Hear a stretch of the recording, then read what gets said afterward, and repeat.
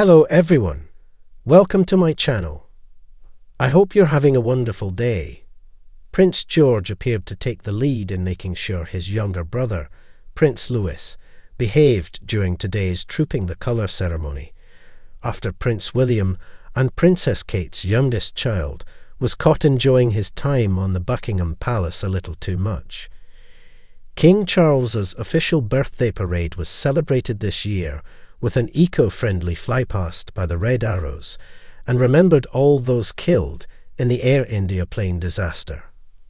After the parade had finished, the royals gathered on the balcony at Buckingham Palace to watch a flypast of military aviation. The King and Queen stood alongside the Prince and Princess of Wales, their children Prince George, Princess Charlotte, and Prince Louis, the Duke and Duchess of Edinburgh, and the Duke and Duchess of Gloucester. They were seen chatting to each other as the planes flew over the palace. But after the flypast had finished, the royals waved at the thousands of people who had gathered to see him, with Louis appearing to be having a blast. The young royal kept on waving both times the royals stopped, but it was his older brother, Prince George, who appeared to keep Louis's actions under control, after gently patting his left shoulder and urging him to stop. Earlier in the day, the Wales siblings were spotted smiling and waving to the crowds lining the mall while sat with their mother, the Princess of Wales, as they travelled from Buckingham Palace to Horse Guards Parade. They were snapped in an Ascot landau, a four-wheeled luxury carriage with a roof, which is one of 5 kept by the Royal Mews and purchased during the reign of Queen Victoria. Prince William, meanwhile, participated in the grand military parade on horseback.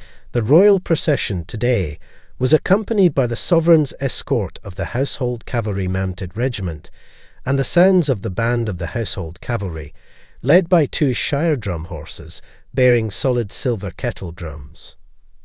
Senior officers taking part in trooping also wore black armbands as a mark of respect for the aviation victims, as did the coachmen and women from the Royal Mews, driving carriages carrying members of the royal family or riding on a coach's lead horse as a postilion.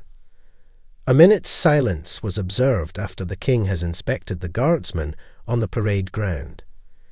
It was signalled by a bugler sounding the last post, and will end with the reveille.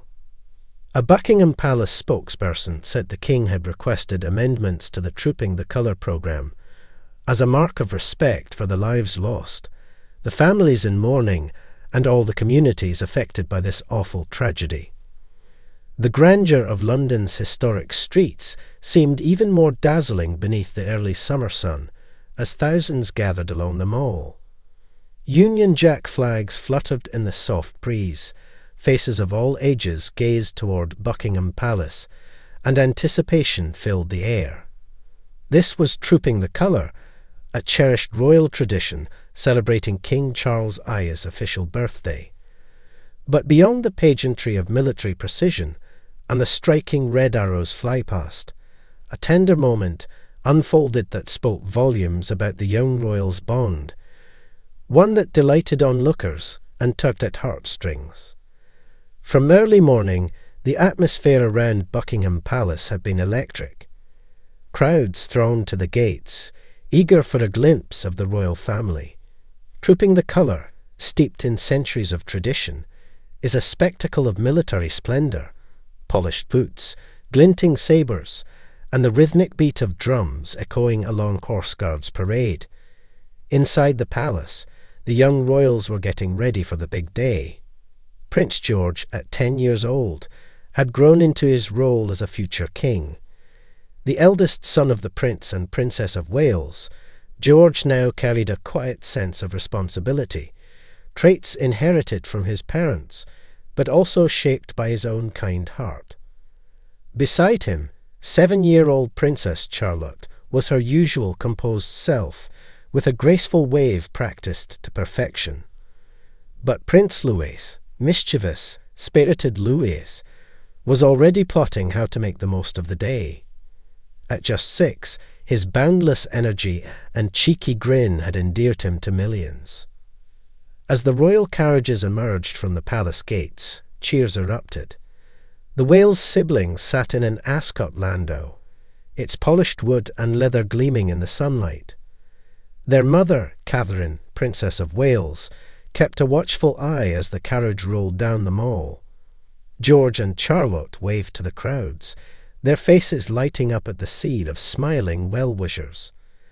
But Louis couldn't resist pulling funny faces, pretending to steer the carriage, and even trying to stand, until his mother gently guided him back to his seat.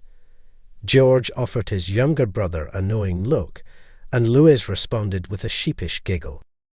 Meanwhile, Prince William rode with stately grace, his uniform immaculate, as he participated in the military parade on horseback. The sovereign's escort of the Household Cavalry Mounted Regiment flanked the procession, the silver kettle drums of the Shire horses catching the sunlight. At Horse Guards Parade, King Charles II took the salute and inspected the guardsmen. This year's ceremony carried a sombre undertone. Senior officers and coachmen wore black armbands in memory of the victims of the recent Air India plane disaster. At the King's request, a minute's silence was observed.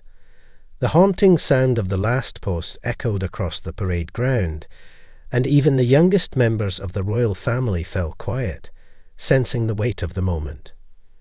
After the formalities, the royal family returned to Buckingham Palace.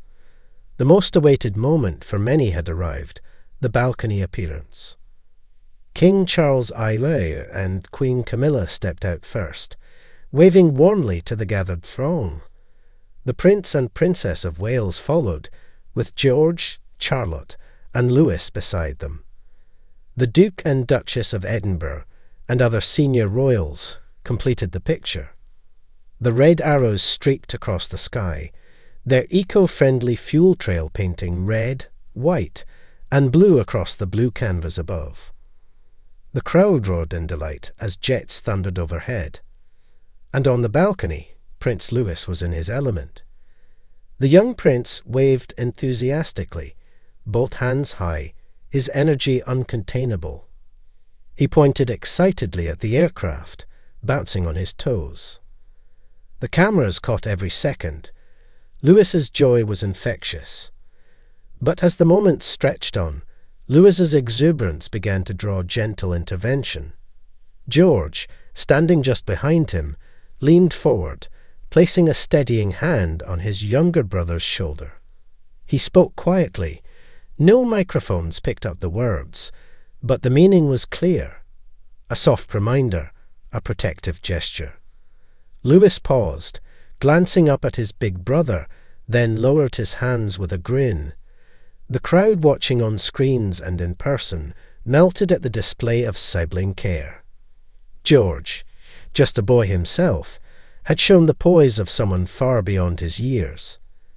Inside the palace, after the appearance, the royal family reflected on the day. Catherine gave both George and Charlotte an approving smile and tousled Louis's hair fondly.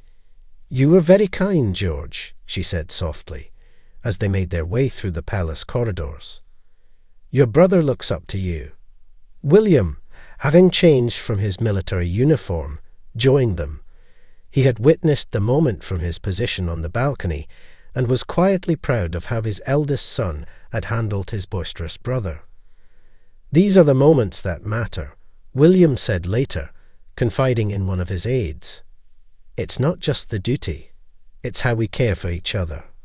Across social media and news broadcasts, the images of George's gentle guidance and Louis's irrepressible spirit quickly went viral.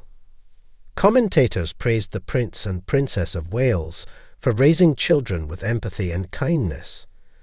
Prince George showed incredible maturity today, one royal correspondent noted during a live broadcast. "He's growing into his role beautifully.